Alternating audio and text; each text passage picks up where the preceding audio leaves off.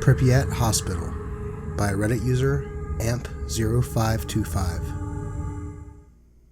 Being into urbex, you can't say you don't expect danger. I've been doing this for years, from exploring the broken down barns across the way when I was a kid, to traveling to China to explore an abandoned city.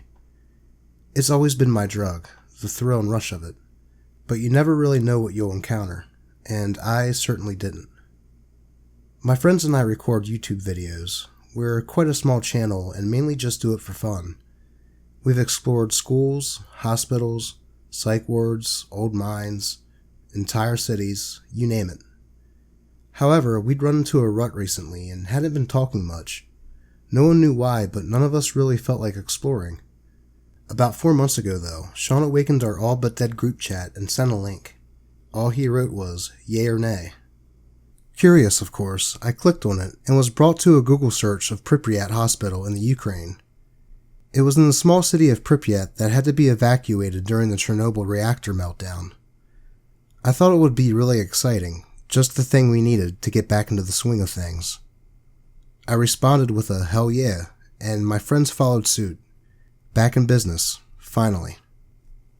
As we planned out our trip and packed all of our items, we became more and more curious, but also worried of what we might find there.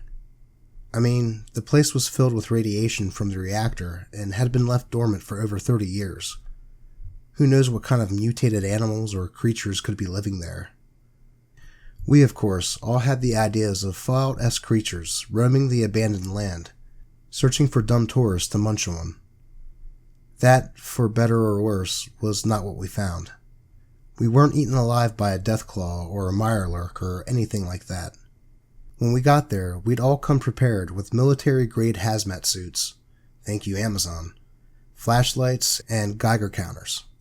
We thought we looked like badass movie researchers who were ready for any form of mutated enemies that the irradiated city would throw at us.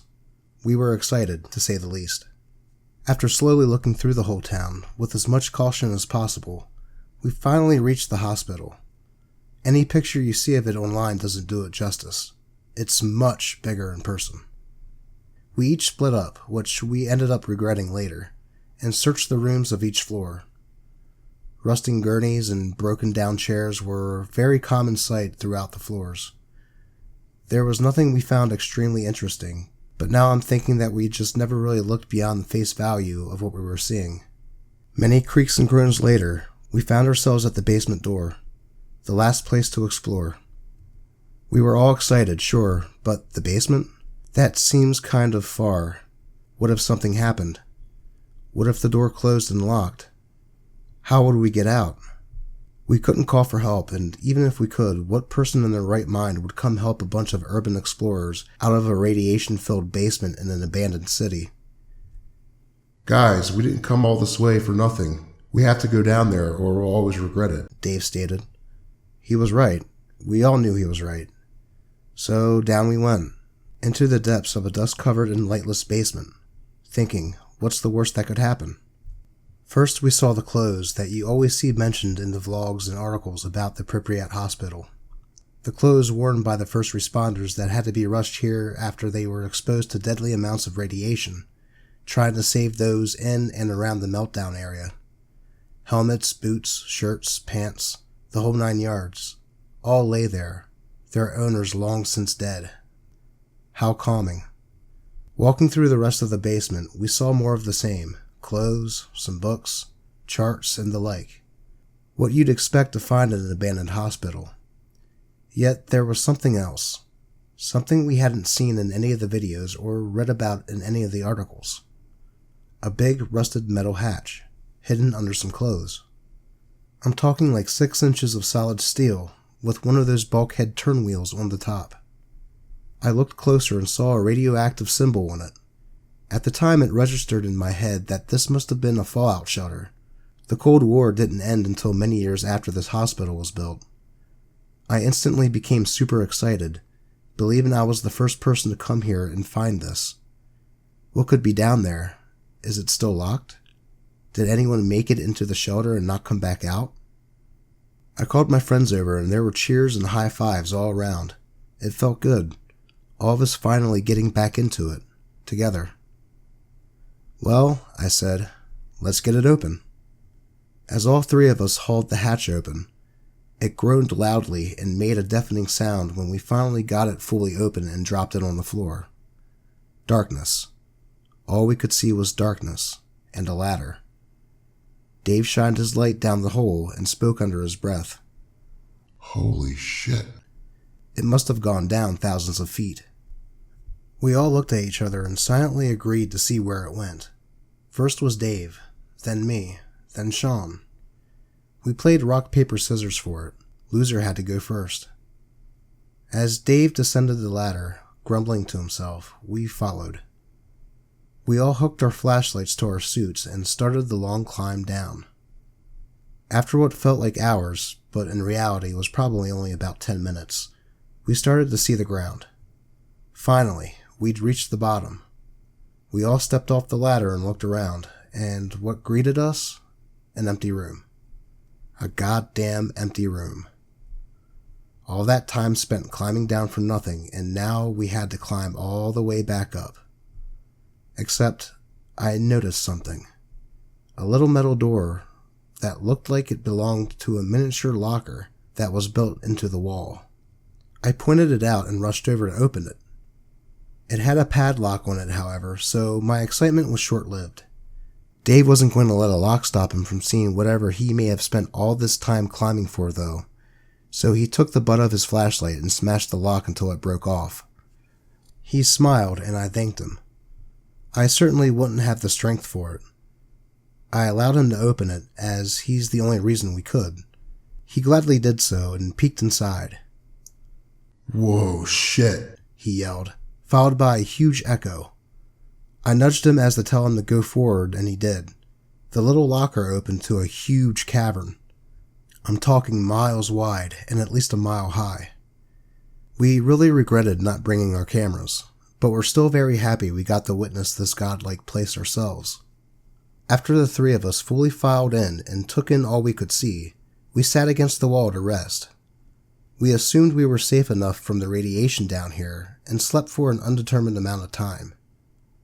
Maybe hours later, we awoke to a clicking sound. We panicked and checked our Geiger counters, forgetting we even had them. Though they said at 0, no clicking, no movement. They were silent. Radiation didn't just go away like that, so it had to be something else. That's when we realized it wasn't coming from us. It was coming from deeper in the cavern. We tried to just walk out, but the curiosity burned in us. We couldn't go without finding out what it was. So we turned back to the empty black abyss of space in front of us and went forward, shining our lights, trying to find the cause of the sound. It wasn't easy with the echoes in the huge cavern, but we found it, eventually. It was coming from an old, maybe 40s or 50s era Geiger counter. There was no way this thing could still be running after all this time. It was impossible for its batteries to have lasted that long. Ours were also not going off, so this just didn't make any sense. I kicked it, and it stopped clicking, but the silence was deafening. I looked at it, and it seemed to be giving off 2 red lights that blinked in random intervals. Then the clicking resumed. In annoyance, I rushed back over to the lights it was giving off, only to see that it wasn't what was giving them off. They weren't lights either. They were eyes. Solid red eyes. That was far from the worst part, though. The owner of those eyes got off the ground and looked at me. I shined my flashlight onto it and almost vomited. It was a man, dressed in a torn hazmat suit, whose neck was twisted like a corkscrew. He smiled at me, a disgusting, yellow, bloody, and broken teeth-filled smile. Then he said something in what I assume is Russian. It sounded like a question, but I don't speak Russian. I slowly backed away, keeping my eyes and light focused right on him. I didn't want to say anything, scared of what it might do. It followed me and continued to say different things in Russian, giving me that stupid fucking smile the whole time. I eventually backed into something. I turned and saw that it was Dave. He looked at me and said, "Jesus, man, where the hell have you been?" And then he stopped.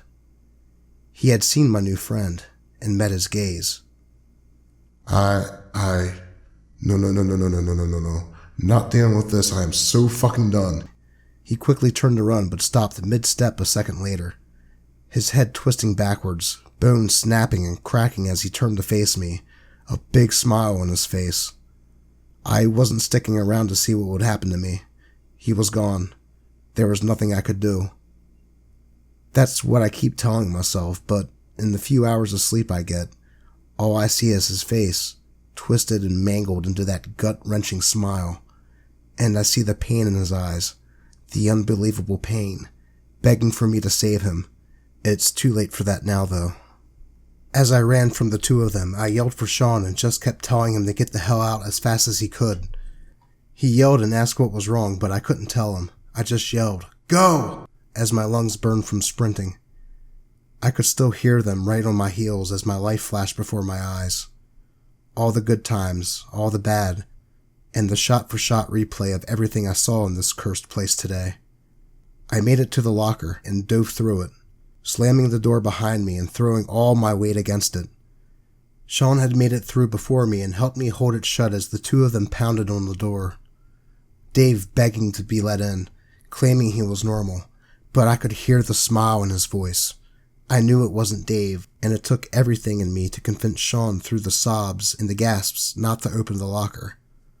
After what felt like an eternity, the slams faded into silence.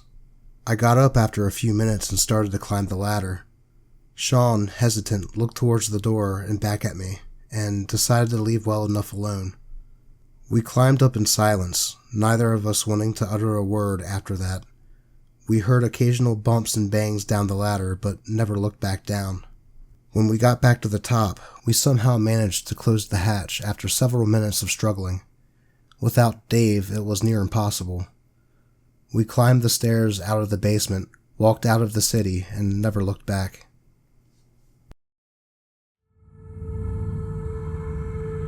I visited an abandoned mall at night. By Reddit user Suck359. As the title suggests, I'm an avid urbex enthusiast. I've been one my entire life. My name is Jake, and being the broke-ass 26-year-old adrenaline junkie I am, I'm infamous for picking the most extreme spots. Asylums in the middle of the forest? Abandoned prisons on an offshore island? Yeah, those are just a few names of places I've gone to in the past. It once brought me solace, and that adrenaline rush that I always chased. But as the saying goes, all good times must come to an end. An abrupt one in my case. One second things are normal, the other second things have changed to a new normal. My point is, my wanting to visit these places ended me up here, typing this up on our horror subreddit to warn others not to make the same mistake. This is the recounting of what happened that night. For some context before we start, I need to tell you about the downtown Springfield Mall, a long-abandoned shopping center in the now ghetto of the city. Originally built in 1984, it was made under the sole purpose of attracting tourists, a desperate attempt at reviving a dying city. For a while after its opening, it was actually a half-decent place, boasting an indoor playground and some shops.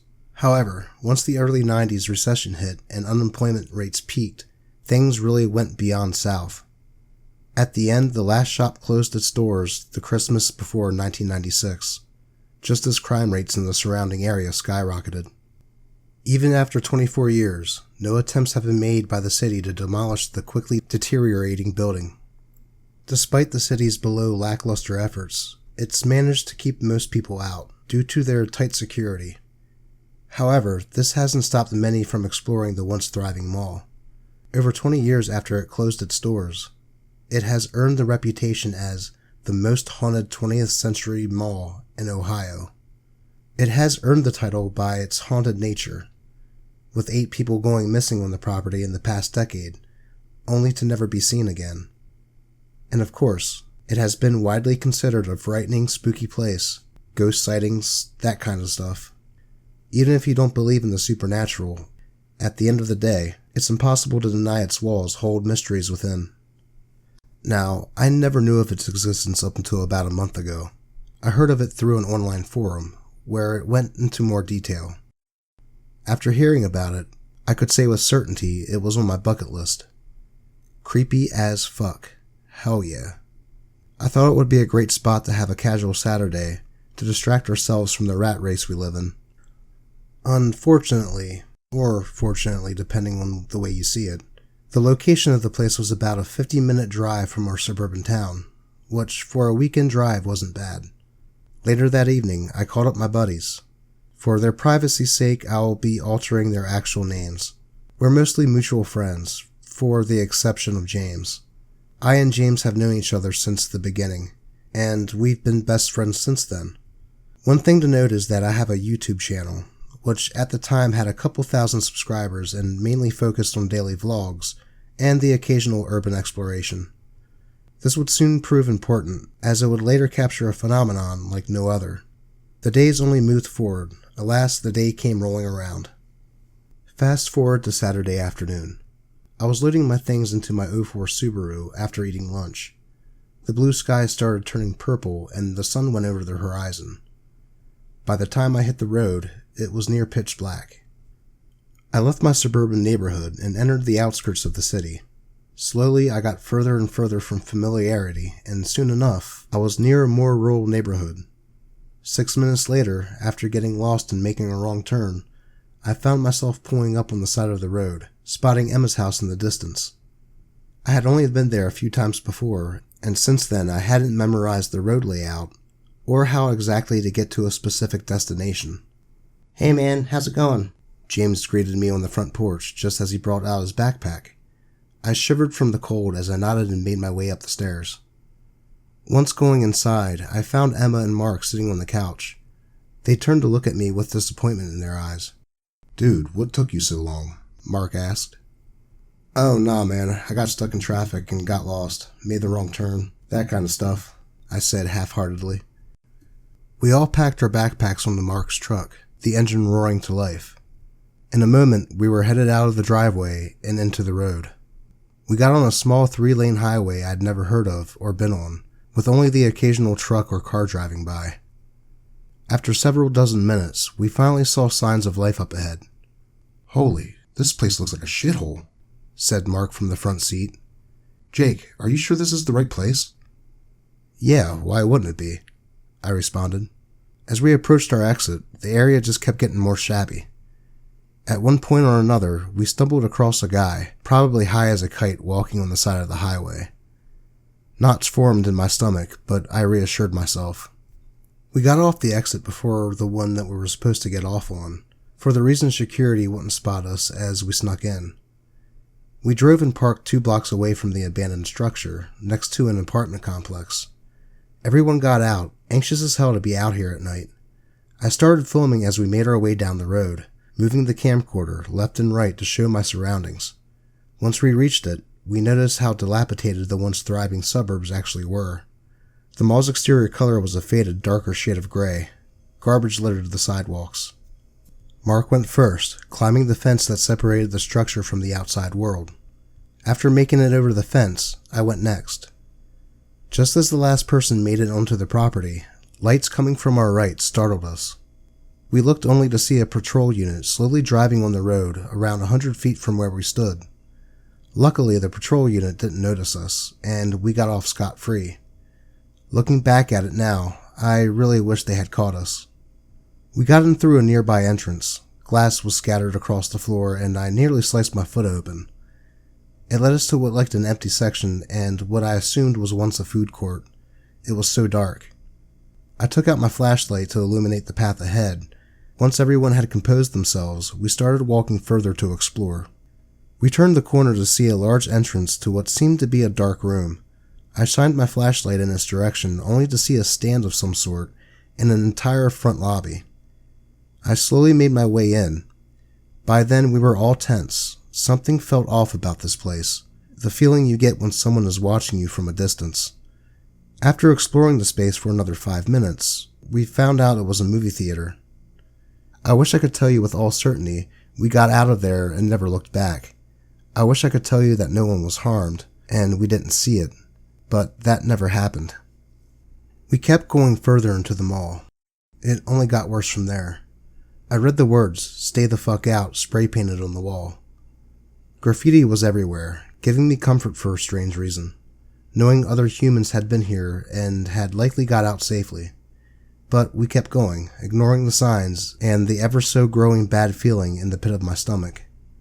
The place itself wasn't small, neither by any means was it huge. I had been to many urban expeditions before, and this was surprisingly in good condition, considering it was abandoned over 20 years ago. It seemed like everyone occupying this mall had one day vanished, leaving no trace behind. Of course, the thing had gathered dust and wear and tear over the years. I mean, if the rotten smell that seemed to come out of nowhere but everywhere at the same time, and the overgrown bushes growing from the ground up, weren't enough to give an indicator, I don't know what else would be.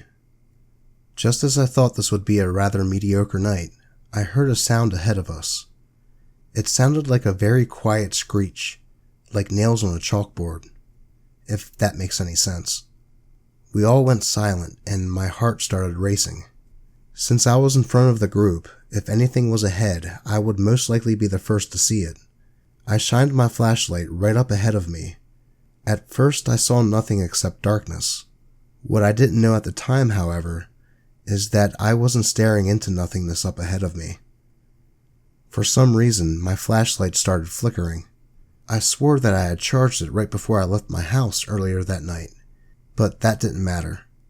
Just before the lights went out, I saw a dark figure staring at us from a distance. It's impossible to describe in exact detail. It was unlike anything the human imagination could ever come up with. It was so tall it nearly touched the ceiling. It had a wide, unnatural grin on its face, if you could even call it that. Its eyes were very far apart, to the point where they were nearly invisible just looking at it from my position. And in the final milliseconds I saw the creature, I could have sworn it had no damn arms. Things were a bit of a blur from there. I'll attempt to put the following into words as best I can. Keep in mind, the camera was rolling all along. For legal reasons, I have redacted the footage and any images that could potentially be leaked. I turned around in less than a second. James, who was right behind me, had a horrified look on his face. I assumed now he saw exactly what I saw, something by all accounts terrifying. Adrenaline fueled my energy. In a moment, I found myself fleeing from the scene. I remember Emma and Mark giving me a confused look as I ran. I wanted to scream at them to get out of there, but all I could do was run for my life.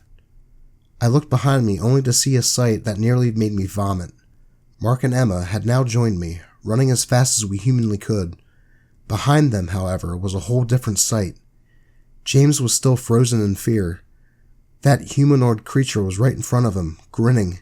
I could only turn as I heard the blood-curdling scream echo and bounce off the walls. Time flashed right in front of my eyes.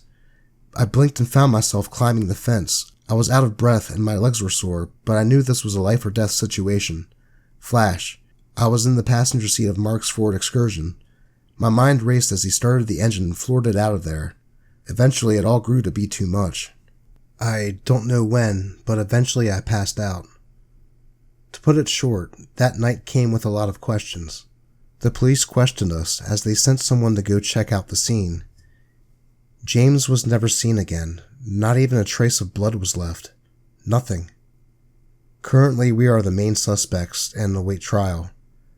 We've all agreed never to speak of what we saw that day. The reason I'm posting this, however, is to warn others not to make the same mistake, to get this weight off my shoulders. If you thought it was over, think again. Our case was shown on the local news network, which, in turn, attracted people to the place we swore to never go to again. Later that month, it was reported that a group of 2 had gone missing under similar circumstances as James had. A week later, one of the missing person's body turned up near a sewage tunnel in the next town over, nearly 5 miles away. Their body was mangled nearly beyond recognition. Whatever you do, don't visit the abandoned downtown Springfield Mall, because there is something seriously wrong with it. Urban Exploring in the Southeast USA by Reddit user Atticus Lodius. The area I'm going to talk about is located somewhere in the Alabama, Tennessee, or Georgia area. I can't fully recall the details because of the events that took place after my incidental discovery. My buddy Rick and I used to love urban exploring and would take our vacations to random locations just to go explore forgotten and abandoned buildings for fun.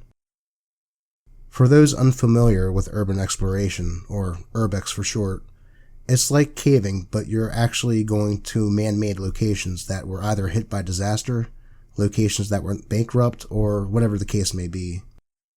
I'll just stick with Alabama for the case of telling my story. Rick and I booked our first urbex trip for the year back in 2006. We were excited to get going since it had been the longest time we had waited before going on another adventure. When the date finally rolled around, we were both up and ready to go at 4 a.m. from excitement. Before we knew it, we arrived at our destination only to be met with heartbreak. Apparently, the information we had gotten from some local urbex forums we hung out in, and the once abandoned iron casting foundry we were going to explore was littered with construction crews that were busy clearing the site.